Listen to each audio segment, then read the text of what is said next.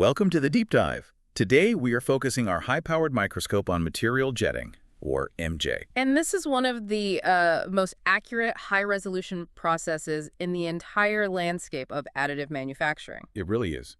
If you've encountered 3D printing before, you might be thinking of, laying down molten plastic or fusing powders. Material jetting throws all that out. Yeah. We are essentially taking the technology from your home inkjet printer. Right. But instead of depositing 2D ink onto paper, we are precisely dispensing these microscopic droplets of functional material layer by layer to build a complex three-dimensional object. And our goal for you today is a deep dive into the absolute core mechanics of MJ.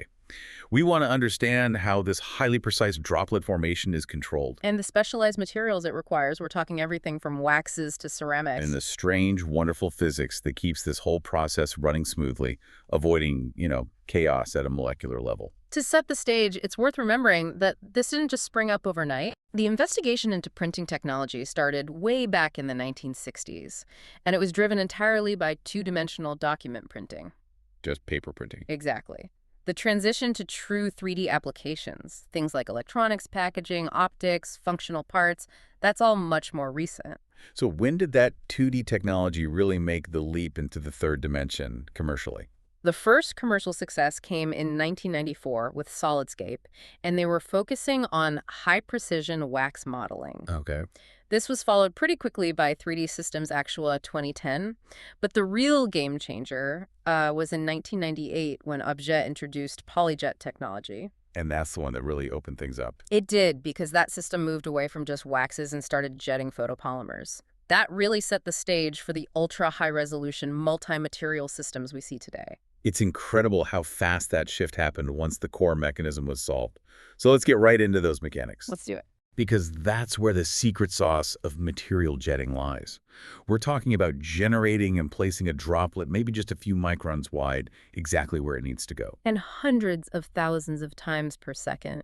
That control is achieved almost exclusively through what we call drop-on-demand, or DoD mode. You'll hear that term a lot. Drop on demand. Right.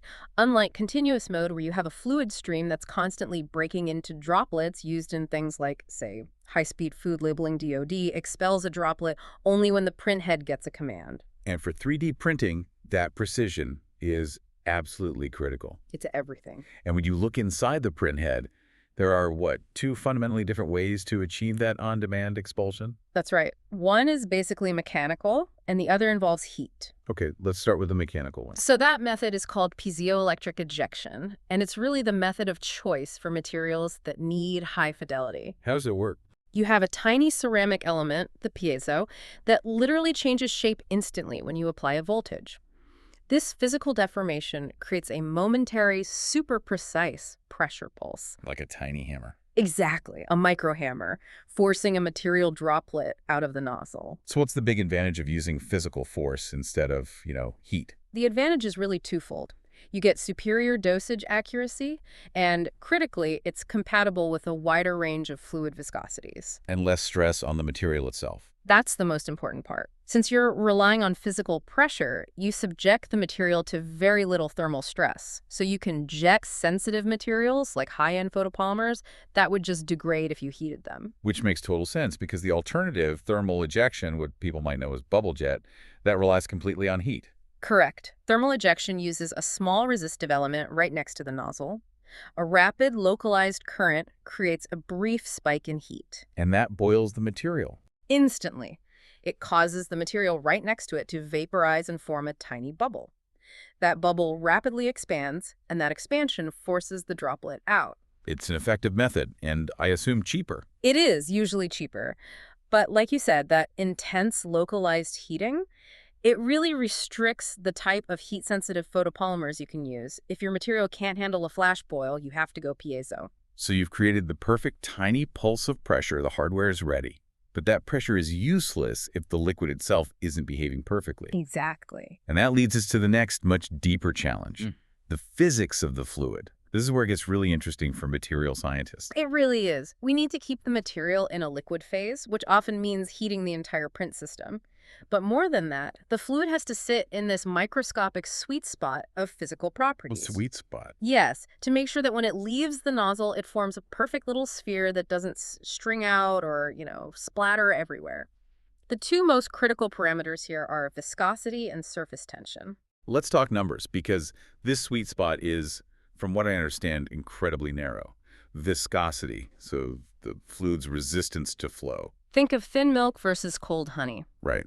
For stable jetting, the viscosity typically needs to be maintained in a very tight window, usually between 10 and 40 centipoise. And for context, water is about 1 centipoise. Right, and motor oil might be several hundred. So we're aiming for something thinner than cooking oil. And for materials like waxes, hitting that range requires heating the fluid sometimes up to 75 degrees Celsius. So if it's too thick, it won't come out. Too thin, and it splashes. You've got it.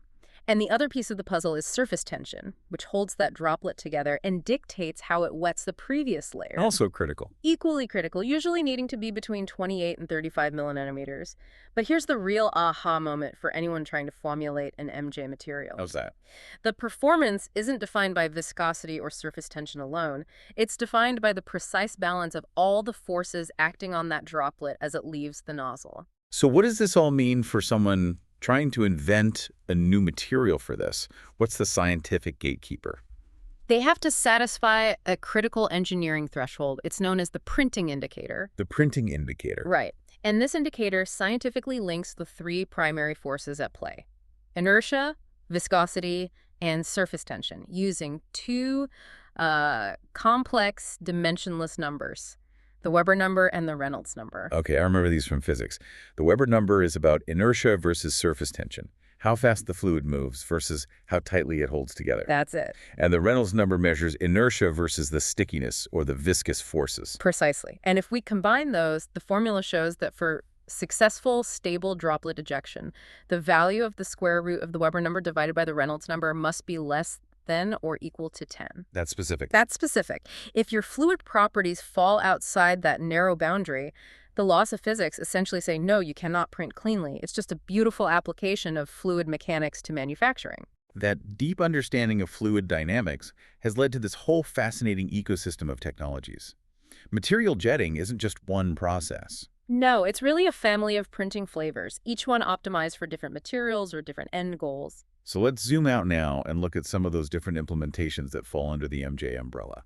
Where should we start? We can start with the one that really defined modern photopolymer, MJ PolyJet. PolyJet.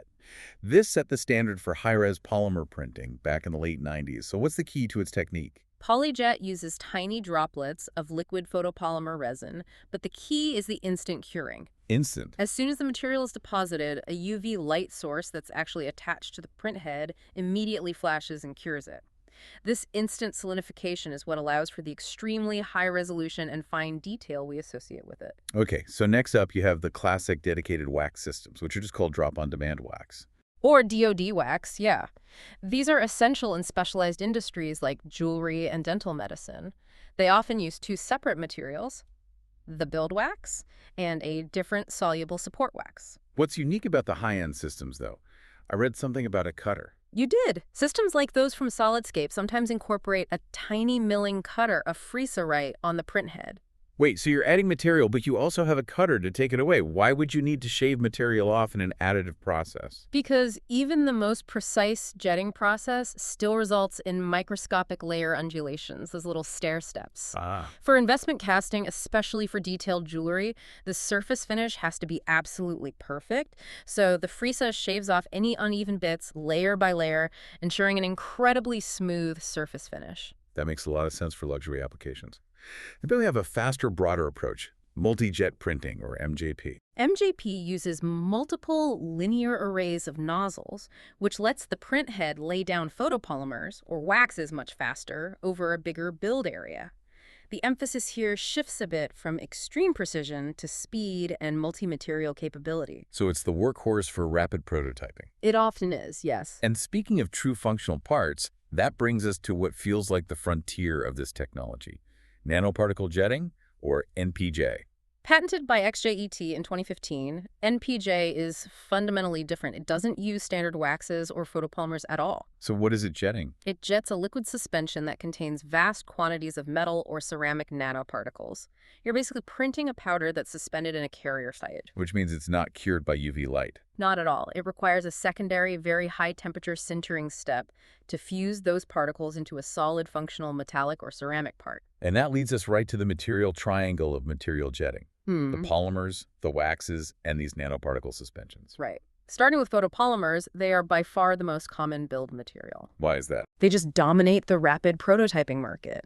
They offer excellent detail, smooth surfaces, and a huge spectrum of properties. You can print things that are rigid, flexible, clear, or even materials that mimic rubber. What's the trade-off? There's always a trade-off. The trade-off is that while they are strong enough for prototypes, many commercial resins still have limited thermal stability and long-term mechanical strength, and they often need a secondary UV cure to reach their full potential. Okay, then you have the waxes, which serve a completely different purpose. They're not meant to be the final product. Not at all. Waxes are designed to be temporary sacrificial models.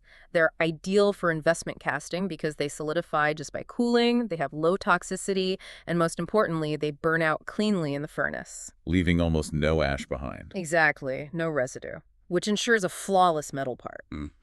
The printed wax model itself, though, has very low mechanical strength. It's purely a process enabler. Which brings us back to the ultimate goal of functional parts, the suspensions used in MPJ. This is the pathway to chemically robust, high-strength components, but it absolutely comes with the most complex processing steps. But the payoff is huge. It is. It allows us to print true engineering materials like zirconia ceramics, aluminum, or even conductive alloys like the solder used for creating traces in printed electronics. But the drawback is that post-processing. It's a massive drawback. The high-temperature debinding and sintering process that's required, it invariably introduces dimensional shrinkage and potential deformation that you have to account for in the initial digital design. What's so fascinating here is how the hardware and the materials intersect, especially when we talk about systems that use multiple print heads like MJP. That capability unlocks multi-component printing. This is, I would argue, one of material jetting's most powerful and differentiating features. Sometimes it's called creating digital materials. Digital materials. By using multiple print heads, MJ can combine two or even more different base materials, say a very rigid polymer and a very elastic rubber-like one, and mix them on the fly in specific controlled ratios. So you're not just printing flexible things and hard things separately. You can create a single part with, gradient properties. Precisely. You can design a part where one end is fully rigid and the material gradually transitions through, 50 shades of stiffness until the other end is fully flexible. You can also print full color models. This is what truly expands MJ's application areas. That complexity leads us naturally to the final piece of the puzzle, post-processing. Because no matter what you're printing, the object that comes off the printer is rarely the final, ready-to-use part. Absolutely. These steps are crucial, and they differ depending on the material. Let's start with the one that's necessary for almost every process: support removal. Supports are needed for any kind of overhanging feature, but getting them off without destroying a delicate part sounds tricky. It can be. Supports can be water-soluble, dissolved in a chemical bath, or just made of brittle wax. The challenge is the trade-off. If you remove them mechanically, you risk breaking thin walls. But if you use chemicals, Then you introduce chemical handling, temperature control, and responsible solvent disposal into your workflow. It adds complexity. and for photopolymer parts, there's also the critical step of secondary curing. This is essential. It's a post-exposure to UV light, usually just for 3 to 7 minutes, that achieves full polymerization and optimizes the part's mechanical properties. Fish have to be careful. Very careful. It's a tight window because overexposure is a huge caution. It can lead to excessive brittleness, warping, even discoloration. Getting that UV dose right is its own science. And finally, the highest heat step, required only for those NPJ suspension parts, sintering. This is the make or break stage for a functional metal or ceramic part. Once the liquid binder is gone, the part is fired at high heat. This fuses the nanoparticles together, creating a dense, strong component. But that's also where the shrinkage happens. That's the main source of it, and it can be significant. It means the engineers have to design the initial green part much larger than the finished component needs to be.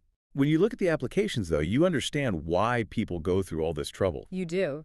It's used everywhere from creating high-precision surgical guides and medical casts to functional components like microelectromechanical systems, even complex conductive traces in electronics. It excels where detail, surface finish, and complexity matter most. If we connect all these dots, the core value proposition of material jetting is really clear. Unparalleled precision, superior detail, and the smoothest surface quality right off the printer compared to nearly any other AM process. And the multi-material capability is truly unique. It is, but the underlying constraints are still there, rooted in fluid physics and material science. You have to manage that precise sweet spot of viscosity and surface tension.